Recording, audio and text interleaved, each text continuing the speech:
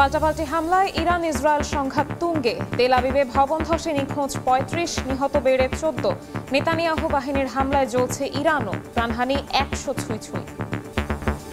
হামলা বন্ধ হলেই প্রতিঘাত থামাবে তেহরান, মার্কিনদের সহায়তা চাইলেন Netanyahu. The clear support of the President of the United States, Donald Trump, and the American people, and many others in the world. সংঘাত বন্ধে একমত ট্রাম্প পুতিন। সৌদি যুবরাজ ও কাতারের আমিরের সঙ্গে পেজেশকিয়ানের ফোন আলাপ।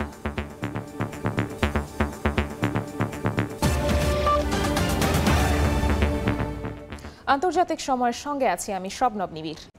পাল্টাপাল্টি হামলায় ইরান ইসরায়েল সংঘাত তুঙ্গে। তেল আবিবে দ্বিতীয় রাতের মতো ইরানের ভয়াবহ হামলায় অন্তত ১০ জন নিহত হয়েছেন। এ নিয়ে মৃত্যু বেড়ে দাঁড়ালো ১৪ জনে, আহত হয়েছেন ২ শতাধিক।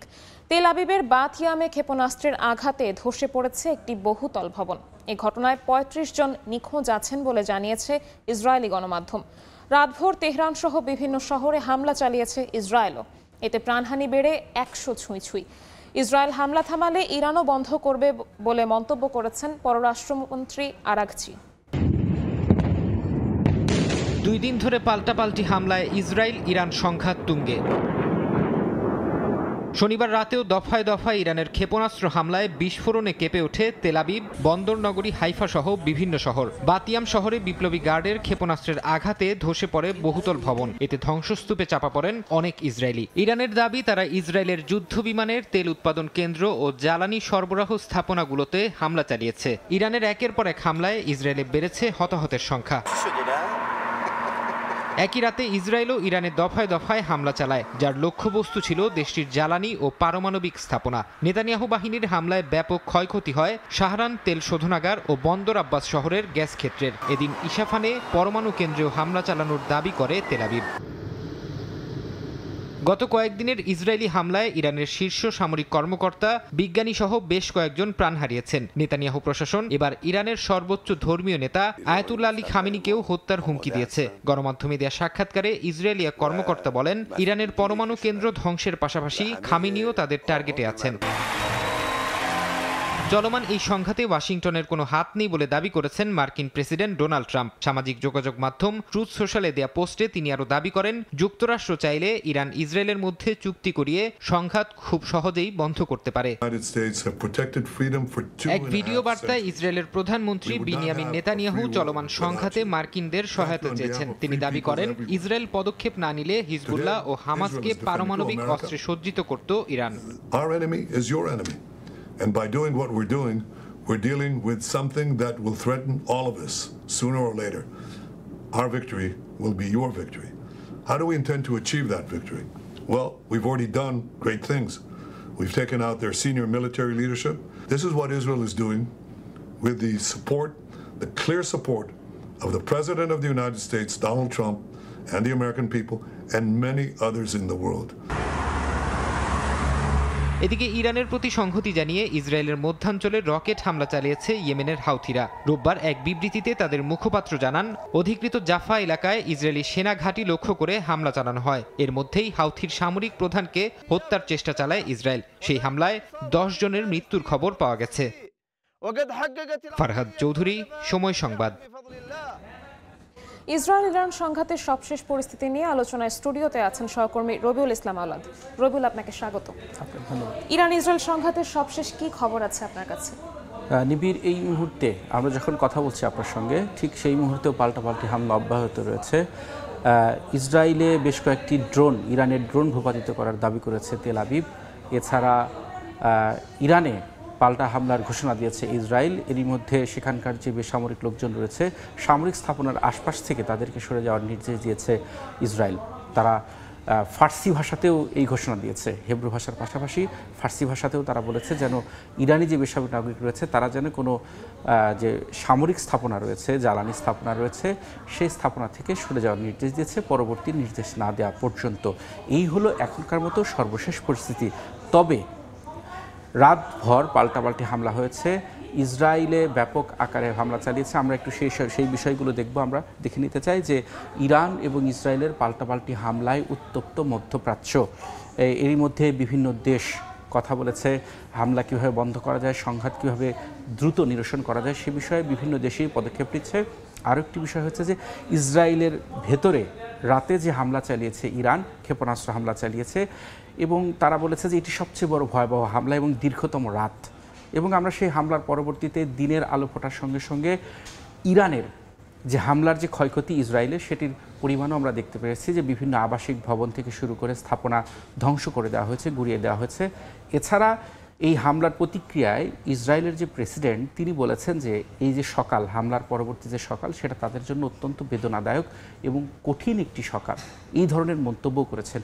এবং আরও একটি বিষয় রেখেছে যে শুধু যে ইরানে যে ইসরায়েলে হামলা চালাচ্ছে বিষয়টি তেমন নয়, বিভিন্ন সংবাদ মাধ্যমে এসেছে যে ইরানের সঙ্গে সমন্বয় করে ইয়েমেনের যে হাউথি বিদ্রোহী গোষ্ঠী রয়েছে তারাও ক্ষেপণাস্ত্র নিক্ষেপ করেছে এবং পাল্টা জবাবে ইসরায়েলও ইয়েমেনে হামলা চালিয়েছে এবং তাদের যে হাউথিদের যে সামরিক প্রধান তাকে লক্ষ্য করে হামলার দাবি করেছে তেল আবিব। এবং আরও একটি বিষয় আছে যে এই ইসরায়েলে যে হামলা হয়েছে পাল্টা কিন্তু ইসরায়েলও ইরানে আঘাত এনেছে।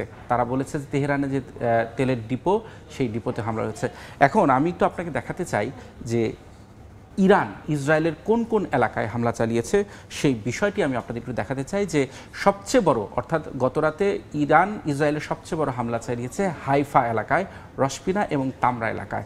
এই দুইটি জায়গায় সবচেয়ে বড় হামলা চালিয়েছে। আরেকটা হলো যে রামানগান, তেল আবিবের বেশ কয়েকটি জায়গায়, জাফা এবং বাতইয়াম, রিশন লেজিয়ন এবং সাইড, এই যে এলাকাগুলো, এগুলো কিন্তু ইরানের খুবই প্রসিদ্ধ এলাকা এবং ইরানের বলা যায় যে বুকের ভেতরে একদম অভ্যন্তরে যে গভীর যে এলাকায় যেখানে হামলা চালানো অত্যন্ত অসম্ভব। আমরা জানি যে ইসরায়েলের যে প্রতিরক্ষা ব্যবস্থা অত্যন্ত অত্যাধুনিক আয়রন ডোম, সেটি ভেদ করে একদম ইসরায়েলের অভ্যন্তরে হামলা চালিয়েছে। প্রক্ষান্তরে আমরা অন্যদিকে দেখেছি যে তেহরানে খোদ রাজধানীতে যে তেলের ডিপোগুলো রয়েছে, ডিপোতে হামলা চালিয়েছে।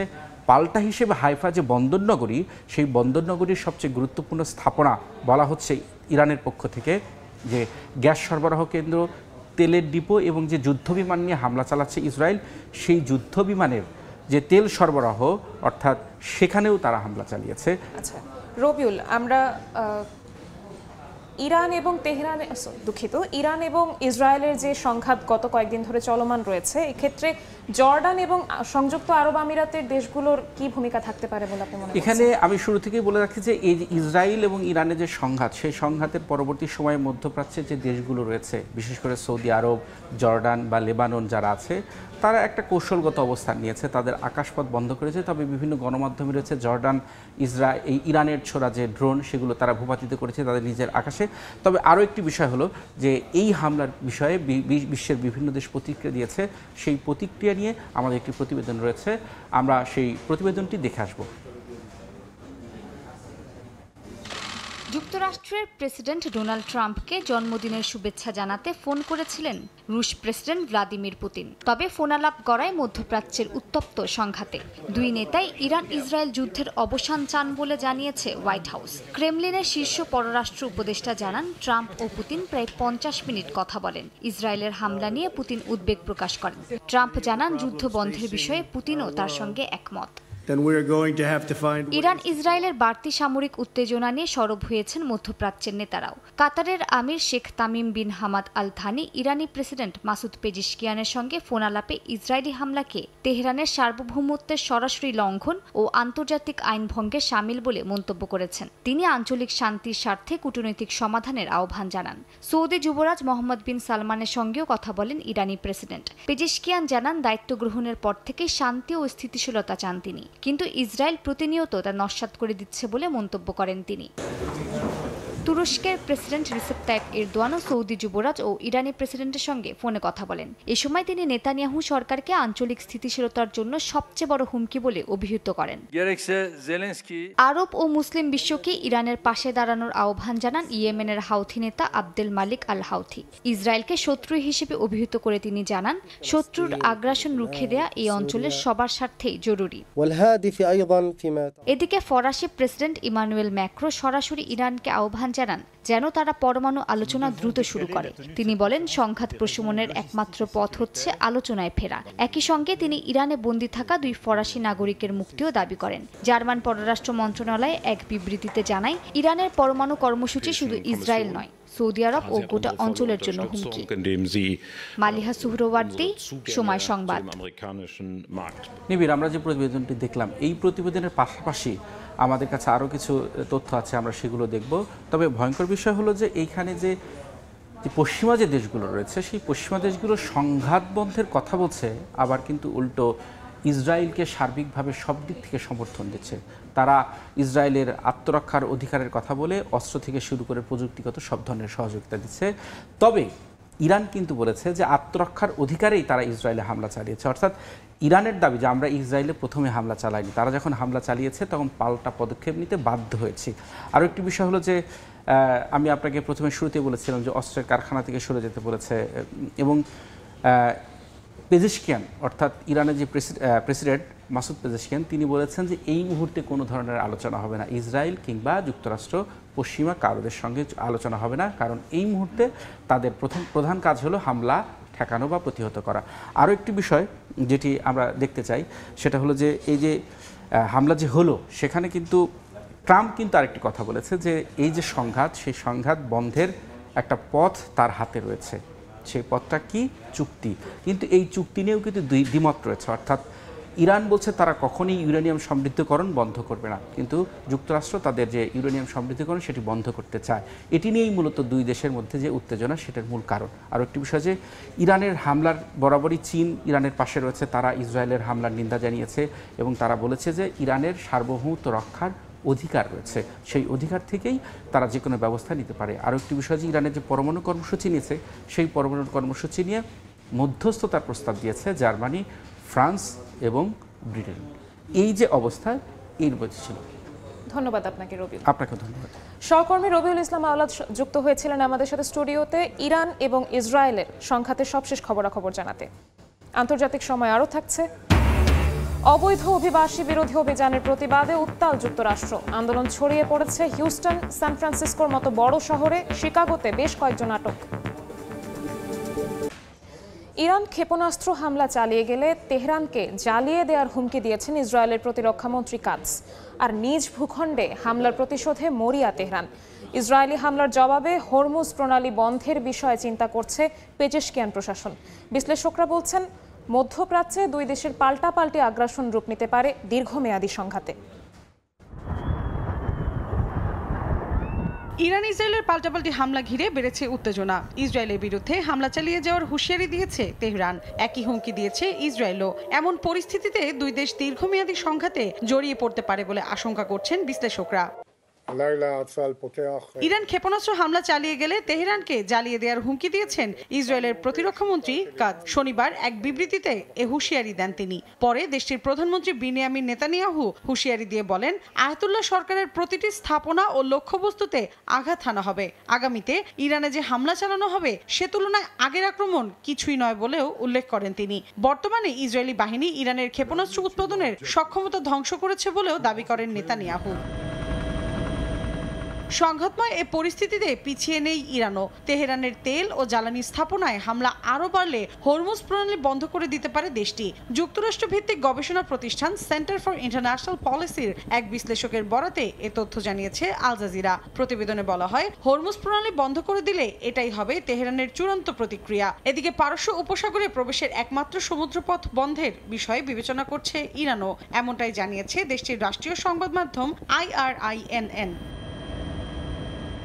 হরমুজ প্রণালী হচ্ছে ইরান ও ওমানের মাঝে অবস্থিত একটি সংকীর্ণ পানিপথ, যার মাধ্যমে উপসাগরীয় দেশগুলোর অধিকাংশ তেল রফতানি হয়। এর আগে 2019 সালে যুক্তরাষ্ট্র তেহরানের তেল রফতানির ওপর কঠোর নিষেধাজ্ঞা আরোপের পর ইরান এই প্রণালী বন্ধের হুমকি দিয়েছিল। ইরান ইসরায়েলের শত্রুতা বহু পুরনো, তবে 2023 সালের অক্টোবরে গাজায় সবশেষ সংঘাত শুরুর পর দুই দেশের মধ্যে দ্বন্দ্ব আরও বৃদ্ধি পায়। মৌসুমীর সাথী, সময় সংবাদ। ইরানের সঙ্গে সংঘাতের মধ্যেও গাজায় থেমে নেই ইসরায়েলের সহিংসতা। যুক্তরাষ্ট্র ইসরায়েল সমর্থিত ত্রাণ সহায়তা কেন্দ্রে ইসরায়েলি সেনাদের গুলিতে অন্তত 15 ফিলিস্তিনি নিহত হয়েছেন। গাজার নেটজারিং করিডোরের সামনে এ ঘটনা ঘটে, যেখানে মানবিক সহায়তা নিতে জড়ো হয়েছিলেন হাজারো মানুষ। এর বাইরে গাজা জুড়ে ইসরায়েলি বর্বরতায় আরও অন্তত 79 জন নিহত হয়েছেন। ক্ষুধার তাড়নায় জীবন বাঁচাতে গাজার অসহায় বাসিন্দারা ছুটে যান ত্রাণ সহায়তা কেন্দ্রে। তবে এই কেন্দ্রগুলো যেন এখন এক একটি মৃত্যু ফাঁদ। পরের পদক্ষেপেই হতে পারে শেষ পদক্ষেপ। স্থানীয় সময় শনিবার নেটজারিম করিডোরের সামনে যুক্তরাষ্ট্র ইসরায়েল সমর্থিত ত্রাণ বিতরণ কেন্দ্রে অতর্কিত হামলা চালায় ইসরায়েলের সেনাবাহিনী। আল আকসা ও আল আউদা হাসপাতালের চিকিৎসকরা জানান, এই ঘটনায় বেশ কয়েকজন নিহত হন, আহত হন অনেকেই। যদিও ইসরায়েলের দাবি সন্দেহজনক এক ব্যক্তি তাদের দিকে এগিয়ে এলে তাকে লক্ষ্য করে বিমান হামলা চালানো হয় এবং অন্যদের কেবল ভয় দেখানো হয়। তবে প্রত্যক্ষদর্শীরা জানান, সহায়তা কেন্দ্রটি শনিবার বন্ধ থাকা সত্ত্বেও হাজারো মানুষ আশপাশে অপেক্ষা করছিলেন খাবার পাওয়ার আশায়। গাজার স্বাস্থ্য মন্ত্রণালয়ের তথ্য অনুযায়ী ত্রাণ সহায়তা কার্যক্রম শুরুর পর মাত্র 2 সপ্তাহেই সহায়তা কেন্দ্রে হামলায় নিহত হয়েছেন অন্তত 274 জন, আহত হয়েছেন 2000-এর বেশি। শনিবার রাতেই গাজার খান ইউনিসে ইসরায়েলি বিমান হামলায় বেশ কয়েকজন হতাহত হয়েছেন। আন্তর্জাতিক রেডক্রস কমিটি সতর্ক করে বলেছে, নাসের হাসপাতালের 10% কর্মী এলাকা ছেড়ে চলে গেছেন। চিকিৎসকরা শঙ্কা জানান, নাসের হাসপাতালেই একমাত্র intensive care, CT scan, oxygen উৎপাদন, হিমোডায়ালাইসিস ও রক্ত ব্যাংক রয়েছে। হাসপাতাল বন্ধ হলে শত শত রোগী সঙ্গে সঙ্গে মারা যাবেন এবং অপারেশন করতে হবে তাঁবুতে। গাজার সহিংস পরিস্থিতির মধ্যে মিশরের রাফা সীমান্তে সহায়তা পৌঁছাতে যাওয়া আন্তর্জাতিক মানবিক স্বেচ্ছাসেবী দলকে আটকে দিয়েছে দেশটির নিরাপত্তা বাহিনী। 200-র বেশি কর্মীকে কায়রো বিমানবন্দরে আটক করা হয়েছে। ইসরায়েলের প্রতিরক্ষা মন্ত্রী এই দলকে জিহাদি প্রতিবাদকারী হিসেবে উল্লেখ করে মিশরকে সীমান্ত বন্ধ রাখতে বলেছেন। মিশরের কর্তৃপক্ষ জানিয়েছে, সীমান্তে যেতে চাইলে বিদেশিদের যথাযথ অনুমতি লাগবে। মালিহা সুহরওয়ার্দী, সময় সংবাদ। অবৈধ অভিবাসীদের গ্রেফতারের প্রতিবাদে বিক্ষোভে উত্তাল যুক্তরাষ্ট্র। শনিবার লস অ্যাঞ্জেলেসের সঙ্গে সংহতি জানিয়ে আন্দোলন ছড়িয়ে পড়ে হিউস্টন, সান ফ্রান্সিসকোর মতো বড় বড় শহরে। এদিন শিকাগোতে বেশ কয়েকজনকে আটক করে পুলিশ। যুক্তরাষ্ট্র থেকে লস্কর আল মামুনের রিপোর্ট। অভিবাসীদের ধরপাকড়ের বিরুদ্ধে গত কয়েকদিন ধরে বিক্ষোভে উত্তাল যুক্তরাষ্ট্রের লস অ্যাঞ্জেলেস। গত সপ্তাহে শুরু হওয়া এই আন্দোলন স্থানীয় সময় শনিবার আরও ব্যাপক আকার ধারণ করে। এদিন মার্কিন প্রেসিডেন্ট ডোনাল্ড ট্রাম্পের বিরুদ্ধে নো কিংস বিক্ষোভে অংশ নেন বহু মানুষ। বিক্ষোভ চলাকালীন আইনশৃঙ্খলা রক্ষাকারী বাহিনীর উপস্থিতি চোখে পড়লেও বিক্ষুব্ধদের কোনো বাধা দেওয়ার চেষ্টা করেননি তারা। কেবল লস অ্যাঞ্জেলেসই নয়, প্রেসিডেন্ট ট্রাম্পের অভিবাসন দমন এবং সেনাবাহিনী মোতায়েনের সিদ্ধান্তের বিরুদ্ধে ফুঁসে উঠেছে New York, Philadelphia, Atlanta, Houston, San ফ্রান্সিসকোর মতো বড় বড় শহরগুলো। এদিন শিকাগোতে বেশ কয়েকজনকে আটক করে পুলিশ। এদিকে দেশব্যাপী নো কিংস বিক্ষোভের মধ্যেই মার্কিন প্রেসিডেন্ট ডোনাল্ড ট্রাম্প ওয়াশিংটনে একটি বিশাল সামরিক কুচকাওয়াজে অংশ নেন। মার্কিন সেনাবাহিনীর 250তম বার্ষিকী উপলক্ষে আনুষ্ঠানিকভাবে কয়েক হাজার সেনা এবং রাজধানী জুড়ে হেলিকপ্টার সহ বিভিন্ন সামরিক যানের প্রদর্শনী হয় এ অনুষ্ঠানে। মার্কিন সেনাদের সামনে এভাবেই নেচে গিয়ে বিক্ষোভ প্রদর্শন করছেন নো কিংস বিক্ষোভকারীরা। বিক্ষোভে উত্তাল লস অ্যাঞ্জেলেস। এই বিক্ষোভের ঢেউ ছড়িয়ে পড়েছে পুরো যুক্তরাষ্ট্রে। লস্কর আল মামুন, সময় সংবাদ, ডাউনটাউন লস অ্যাঞ্জেলেস, যুক্তরাষ্ট্র। আন্তর্জাতিক সময় আরও থাকছে। ভারতের উত্তরাখণ্ডে হেলিকপ্টার বিধ্বস্ত, পাইলট সহ 7 আরোহী নিহত। 6 সপ্তাহে 5 দুর্ঘটনায় বাড়ছে উদ্বেগ, তদন্তের আশ্বাস সিভিল এভিয়েশনের। যুক্তরাষ্ট্রের ওয়াশিংটন ডিসিতে উদযাপিত হয়েছে মার্কিন সেনাবাহিনীর 250তম প্রতিষ্ঠাবার্ষিকী। প্রেসিডেন্ট ডোনাল্ড ট্রাম্পের 79তম জন্মদিনে দিবসটিতে সামরিক কুচকাওয়াজের আয়োজন করা হয়। সেনাবাহিনীর দীর্ঘ পথ চলার এই মাইলফলক উদযাপন উপলক্ষে একত্রিত হয় প্রায় 2 লাখ দর্শনার্থী। প্রেসিডেন্ট ট্রাম্প তার বক্তব্যে দেশের জন্য জীবন উৎসর্গ করা প্রতিটি সেনা সদস্যের প্রতি সম্মান প্রদর্শন করেন। একদিকে জাতীয় গর্ব, অন্যদিকে ব্যক্তিগত উদযাপন। যুক্তরাষ্ট্রের রাজধানী ওয়াশিংটন ডিসিতে শনিবার ছিল যেন ইতিহাস আর রাজনীতির সম্মিলিত প্রদর্শনী। 250 বছর পূর্ণ করল মার্কিন সেনাবাহিনী, আর এই দিনটি আবার ছিল প্রেসিডেন্ট ডোনাল্ড ট্রাম্পের 79তম জন্মদিন। সব মিলিয়ে ব্যতিক্রমধর্মী সামরিক আয়োজনে মুখর হয়ে ওঠে পুরো শহর। জাঁকজমকপূর্ণ এই কুচকাওয়াজে অংশ নেয় 6000-এর বেশি সেনা সদস্য। ছিল 84টি সামরিক যান এবং আধুনিক ও পুরনো মডেলের ট্যাঙ্ক ও হেলিকপ্টার। আকাশে উড়েছে সামরিক বিমান আর রাজপথ কাঁপিয়েছে ট্যাঙ্ক। দ্বিতীয় বিশ্বযুদ্ধের সময় ব্যবহৃত শারমান ট্যাঙ্ক থেকে শুরু করে সর্বাধুনিক M1 আমরামস ব্যাটল ট্যাঙ্কও ছিল প্রদর্শনীতে। নিরাপত্তা জোরদার ছিল চূড়ান্ত পর্যায়ে। আয়োজনটি ঘিরে শহরে মোতায়েন করা হয় নিরাপত্তা বাহিনীর অতিরিক্ত সদস্য। সেনাবাহিনীর দীর্ঘ পথ চলার এই মাইলফলক উদযাপন উপলক্ষে একত্রিত হয় প্রায় 2 লাখ দর্শনার্থী। এ সময় প্রেসিডেন্ট ট্রাম্প অংশ নেন এক বিশেষ শপথ অনুষ্ঠানে। 250 জন সেনা সদস্যের পুনর্নিয়োগে তিনি নিজ হাতে পাঠ করান শপথ। সেনাবাহিনীর উদ্দেশ্যে দেয়া বক্তব্যে ট্রাম্প বলেন, দেশের জন্য জীবন উৎসর্গ করা প্রতিটি সৈনিকের প্রতি তিনি চিরঋণী। এই মুহূর্তে আমরা এই বিশ্বের সবচেয়ে আলোচিত ও শক্তিশালী দেশ। আমাদের দেশ শিগগিরই আগের যে কোনো সময়ের চেয়ে আরো মহান হয়ে উঠবে। ইতিহাস জুড়ে আমরা অনেক ভাগ্যবান, কেননা আমাদের পাশে ছিল একদল সাহসী সেনা সদস্য ও দেশপ্রেমিক যোদ্ধা। আজ আমি নির্ভয়ে ঘোষণা করছি, ভবিষ্যতের যে কোনো সময়ে, যে কোনো প্রজন্মে যখনই দেশের ডাকে সাড়া দিতে হবে, মার্কিন সেনারা সেখানে থাকবে অটলভাবে। এছাড়া গোল্ডেন নাইটস প্যারাশুট দলের মনোমুগ্ধকর প্রদর্শনী মুহূর্তটি করে তোলে আরও রোমাঞ্চকর। একটি মার্কিন পতাকা নিয়ে একজন প্যারাট্রুপার অবতরণ করেন এবং সেটি হস্তান্তর করেন ট্রাম্পের হাতে। বিশ্লেষকদের মতে এই আয়োজন কেবল একটি সামরিক প্রদর্শনী নয়, বরং ছিল অতীত ও বর্তমান সৈনিকদের প্রতি জাতির কৃতজ্ঞতা জানানোর একটি সম্মানজনক অনুষ্ঠান। ইয়াসিন মোহাম্মদ জিসান, সময় সংবাদ। ভারতের আহমেদাবাদে এয়ার ইন্ডিয়ার বিমান বিধ্বস্তের কারণ জানতে চলছে তদন্ত। পরীক্ষা করা হচ্ছে ব্ল্যাক বক্স ভয়েস রেকর্ডার। দুর্ঘটনায় নিহতদের মুখ চেনার উপায় না থাকায় চলছে ডিএনএ পরীক্ষা। বিমানে ওঠার কিছুক্ষণের মধ্যেই পরিবারের সঙ্গে শেষবারের মতো কথা বলেছিলেন ব্রিটিশ নাগরিক রমেশ চাঁদ পাটেল। প্রিয় ফল জাম্বুরা খাওয়ার জন্য গুজরাটে এসেছিলেন মাত্র 9 দিনের সফরে, কিন্তু বৃহস্পতিবার ভোরে যাত্রা শেষ হলো আগুনের গোলার মধ্যে। তার কন্যা প্রীতি পাণ্ডের চোখে পানি, কণ্ঠে আক্ষেপ। বাবা গত মঙ্গলবার 4 জুন মাত্র 9 দিনের জন্য ভারত এসেছিলেন। শুধু জাম্বুরা ফল খাওয়ার ইচ্ছে ছিল তার, সে আর বাড়ি ফিরে যেতে পারেননি। আহমেদাবাদের সিভিল হাসপাতালে এখনও চলছে দগ্ধ মরদেহ শনাক্তের কাজ। কর্তৃপক্ষ জানিয়েছে 11টি মরদেহের ডিএনএ শনাক্ত করা হয়েছে। শনিবার সন্ধ্যার মধ্যে অন্তত 3টি হস্তান্তর করা সম্ভব হবে। মাত্র একজন যাত্রী বেঁচে আছেন, যিনি এখন সুস্থতার পথে। বিধ্বস্ত বিমানের যাত্রীদের পরিবারের জন্য প্রাথমিকভাবে 25 লাখ রুপি করে ক্ষতিপূরণ ঘোষণা করেছে এয়ার ইন্ডিয়া। একই সঙ্গে টাটা গ্রুপের ঘোষণা দেয়া 1 কোটি রুপির অতিরিক্ত সহায়তাও থাকবে। এর মধ্যেই বিমানটির ব্ল্যাক বক্স এবং ককপিট ভয়েস রেকর্ডার উদ্ধার হয়েছে। এখন তদন্ত চলছে কেন টেক অফের সময় প্লেনের ল্যান্ডিং গিয়ার খোলা ছিল, কেন ইঞ্জিনের থ্রাস্ট কমে গিয়েছিল, আর কেনই বা এভাবে হঠাৎ নিচে নেমে এসেছিল 787 ড্রিম লাইনারটি। মর্মান্তিক দুর্ঘটনায় শোকাহত শুধু ভারত নয়, যুক্তরাজ্য। শনিবার লন্ডনে রাজা চার্লসের জন্মদিন উপলক্ষে আয়োজিত ট্রুপিং দ্য কালার প্যারেডে 1 মিনিট নীরবতা পালন করা হয়। রাজা চার্লস ও রানী ক্যামিলা কালো আর্মব্যান্ড পরে অংশ নেন অনুষ্ঠানে।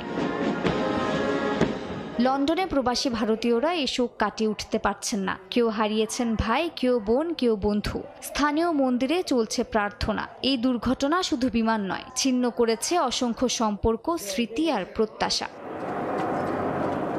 মালিহা সুহরওয়ার্দী, সময় সংবাদ। ভারতের উত্তরাখণ্ডে একটি হেলিকপ্টার বিধ্বস্ত হয়েছে। এতে নিহত হয়েছেন পাইলট সহ 7 আরোহীর সবাই। কেদারনাথ থেকে গুপ্তকাশী যাচ্ছিলেন 6 পুণ্যার্থী। পথে গৌরীকুণ্ড ও সোনপ্রয়াগের মাঝামাঝি দুর্গম জঙ্গলে বিধ্বস্ত হয় হেলিকপ্টারটি। স্থানীয়রা গরুর ঘাস সংগ্রহ করতে গিয়ে হেলিকপ্টারটির ধ্বংসাবশেষ দেখতে পান। খবর পেয়ে উদ্ধার অভিযানে নামে দমকল কর্মীরা। উত্তরাখণ্ড সিভিল এভিয়েশন অথরিটি জানিয়েছে, প্রযুক্তিগত ত্রুটি ও খারাপ আবহাওয়ার কারণে ঘটেছে এই দুর্ঘটনা। কেদারনাথ মন্দির খুলে দেওয়ার পর 6 সপ্তাহের মধ্যে এ নিয়ে 5টি হেলিকপ্টার বিধ্বস্ত হলো। চীনের গুয়াংডং প্রদেশের পশ্চিম উপকূলে আঘাত হেনেছে টাইফুন উতিপ। শক্তিশালী ঝড়টি প্রবল বৃষ্টিপাত ও ঝোড়ো হাওয়ার সৃষ্টি করে। এর আগে শুক্রবার রাতে এটি হাইনান দ্বীপে আঘাত হানে। চীনের রাষ্ট্রীয় টেলিভিশনের খবরে বলা হয়, ঝানজিয়াং শহরের বন্দরে নোঙর করা বেশ কিছু মাছ ধরার নৌকা আংশিকভাবে পানিতে ডুবে গেছে। টাইফুনের কেন্দ্রে বাতাসের গতিবেগ ছিল ঘন্টায় 108 কিলোমিটার। দেশটির আবহাওয়া বিভাগ জানিয়েছে, উতিপ উত্তর পূর্ব দিকে অগ্রসর হয়ে ধীরে ধীরে দুর্বল হয়ে পড়বে। তবে গুয়াংডং, গুয়াংশি ও আশপাশের অঞ্চলে ভারী ও টানা বৃষ্টিপাত অব্যাহত থাকতে পারে।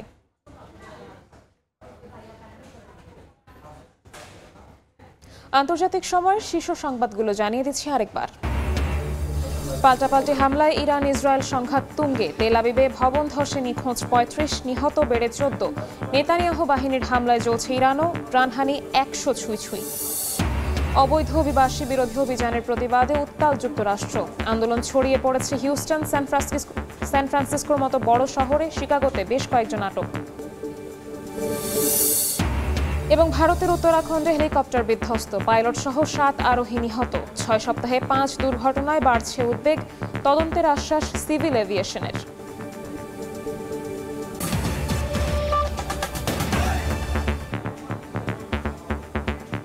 এই ছিল আন্তর্জাতিক সময়। সঙ্গেই থাকুন সময়ের।